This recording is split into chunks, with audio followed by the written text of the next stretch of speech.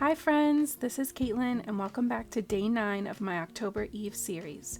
I'm posting a new Halloween or fall themed project every day leading up to October 1st. Today I'm sharing this quick and simple scene featuring a stamp from the newest release by Sweet November Stamps. I do get these stamp sets for free as part of the design team, but I have no obligation to use them in my videos. I do it just because I love them. This stamp set is called Midnight's Halloween Adventures, and this sweet little kitten is checking out what the inside of a jack-o'-lantern looks like.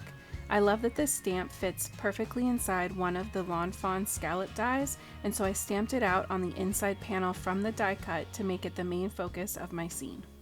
I'm going to be working on a 4x6 finished panel to be framed as Halloween art, and I felt like this sentiment not only fit perfectly in the space I had, but also fit the idea of a decor piece really well. I'm stamping in the Simon Says Stamp Intense Black ink, which is my go-to because it works so well with my Copics and still gives me a very crisp edge. Then it was time to get to work coloring, and as always, the Copics that I used for each section will be listed in the description box below for you, as well as any other supplies that I show today. I use the same color combo that I usually grab for pumpkins, but I decided to push myself to try to create a smoother and more clean effect when coloring in this pumpkin. Normally I add in a lot of texture and make them look really lumpy and grooved, but this time I stuck with adding the shadows just to where the artist-drawn lines are to create a different look. You can see I'm also leaving a very small gap between my shadows and the top and bottom edges to help create a more rounded feel where the light would reflect off of the curve and you would get that subtle highlight. Just like usual, I blended in from my darkest to my lightest shade, filling in a little more of the pumpkin with each layer, trying to be mindful to not color in too much at once so that way I would still have enough room to create more contrast. I went in with a typical orange for this piece, but I also think it would be beautiful as a white pumpkin or even a really fun way to use a non-traditional shade like teal. I love this trend of teal or turquoise pumpkins. It makes my heart so happy. I used one of the medium shades to fill in those outer edges so there would still be a highlight there, but it wouldn't be as strong as the centers of each section where I end up using the YR14 at the end. For the section under the pumpkin's eyes, I tried to extend the shadows down from where the artist-drawn lines were at the top so that it wouldn't be too plain, but it would still make sense with the lines that were already created.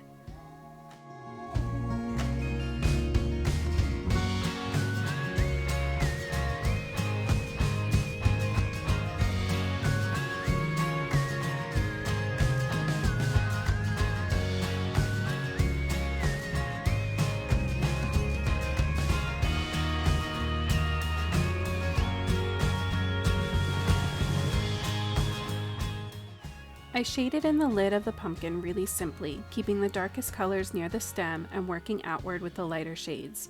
Then I went in with some olive green colors for the stem just to add a little pop without distracting too much from the main characters of our scene.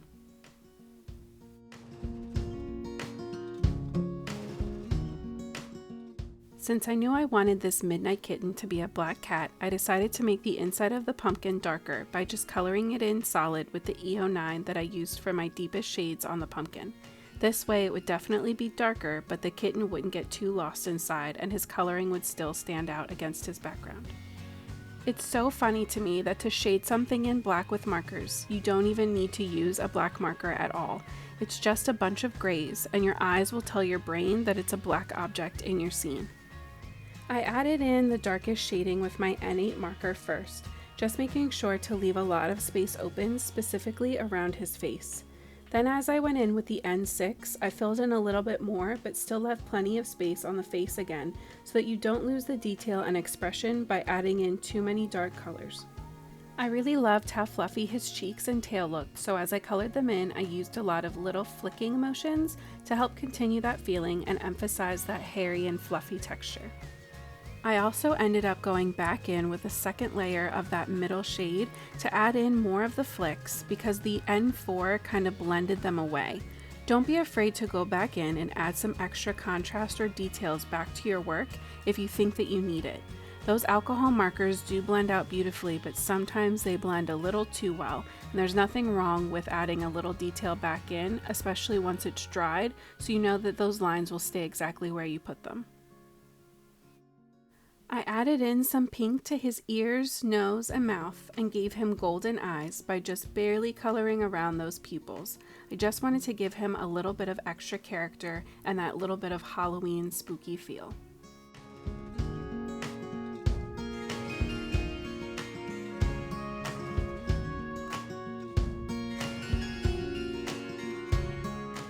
I started by shading in my background with warm grays, focusing on the darkest areas under the pumpkin and creating an ombre towards the sentiment so that the words would stay easy to read. Adding in this shading helps to ground the whole piece and give the pumpkin and kitten somewhere to sit so they aren't just floating out in space. I also ended up going in with a little bit of my colorless blender on the edges just to make sure that everything was seamless as it faded into that white paper. Originally I was going to keep this back wall plain, with just a tiny bit of shading with the two lightest W markers that I own. But as I was coloring, two small black streaks appeared where I must have gotten the smallest little dot of ink earlier and I didn't notice. I was not going to start over this far in, so I decided the best way to save it was to create a vertical stripe to the wall. Maybe wallpaper, maybe painted wood wall panels, I'm not sure, but I knew that I could easily cover those streaks this way and it would be enough to add to the piece without taking away from our main images. To do this cover up, I went in with the dark marker and my acrylic ruler and just started creating lines. I was eyeballing the spacing and trying to make sure that the lines themselves were around the same width, just to keep it kind of clean, but I wasn't overthinking it. Then I blended in with my lighter shades going from left to right across each panel. This kind of helps to give that idea that there's some kind of depth and texture there without having to add in too much, because once again, this is just the background. It doesn't need to be detailed. We want all that focus to be on our little Midnight and his pumpkin adventures.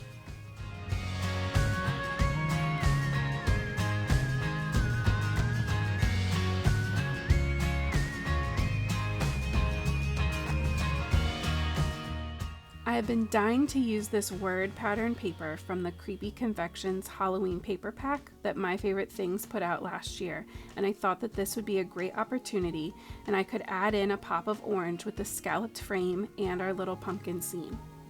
I layered in the white frame from when I cut out my coloring cardstock behind the orange one just for the smallest hint of dimension, and then I used the words on the pattern paper as a guide to line everything up and make sure it was all nice and straight. Then I popped in the scene with a little Tombow tape runner, and then this panel was ready to be added to a frame and get placed on the mantle with some other decorations. I really hope you enjoyed this simple project today, and I appreciate you coming to hang out with me. If you haven't subscribed yet, please click that button and give me a thumbs up, because we still have 4 more days to go in this series, as well as even more fun to come in October. I hope you have a great day and happy crafting.